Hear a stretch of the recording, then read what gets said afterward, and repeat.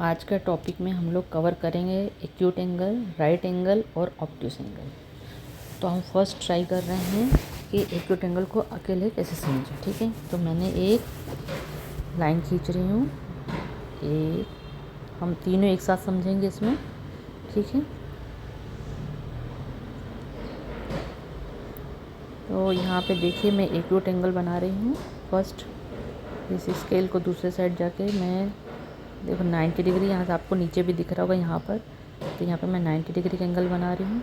ठीक है, अब यहाँ से और हम करें इसको ऑब्ट्यूस एंगल बनाने की कोशिश करते हैं।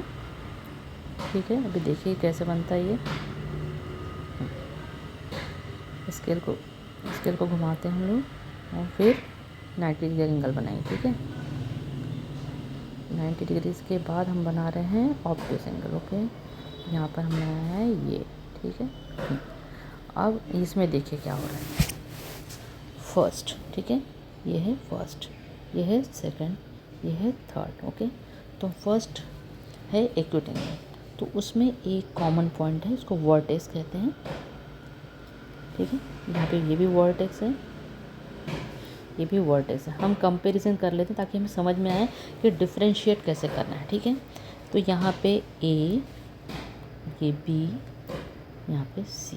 ठीक है, यहाँ पर भी हम करें ए बी और ये सी, यहाँ पे भी करें ए बी और सी। ठीक है, तो हाँ ठीक है, अब हमने तीनों के एंगल बना लिए और एक साथ समझेंगे कि तीनों को डिफरेंशिएट कैसे करें। तो पहला है एक्यूट एंगल। इसमें क्या हो रहा है, जो एंगल है ये वाला, इसको हम सपोज कर लेते हैं x डिग्री। ओके, और यहाँ पर जो राइट एंगल है उसमें हम कहते हैं ये y है, एंगल y है। और ऑब्ट्यूस में समझने के लिए हम कर लेते हैं इसको z। ठीक है, तो एक्यूट एंगल में जो हमने एंगल बनाया वो x डिग्री का है, राइट एंगल में हमने y डिग्री बनाया है और y डिग्री बोला है, और ऑब्ट्यूस एंगल में z बोल रहे हैं। ठीक है, अब तो हमें ये देखना है कि ये अब इसको समझने के लिए हम ये देखें कि 90 डिग्री की एक लाइन, परपेंडिकुलर लाइन खींच के आपको समझ में आएगा कि होता कैसे है वो। जैसे ये है एक्यूट एंगल को समझने के लिए कि कहाँ से कहाँ वेरी करता है, तो हम देखें। ठीक है, यहाँ पर आप देखेंगे कि ये जो मैंने परपेंडिकुलर बनाया है, अब देखिए इसका मतलब ये है कि ये है 90 डिग्री। ठीक है, ये है 90 डिग्री, तो 90 डिग्री से कम, तो इसका मतलब ये जो एंगल है, ये वाला एंगल जिसको हम x कह रहे हैं, वो 90 डिग्री से कम है। ठीक है, यहाँ पर है, तो इसको कहते हैं एक्यूट एंगल। और उसकी वैल्यू कहाँ से कहाँ तक चली, 0 से लेकर 90 के बीच में।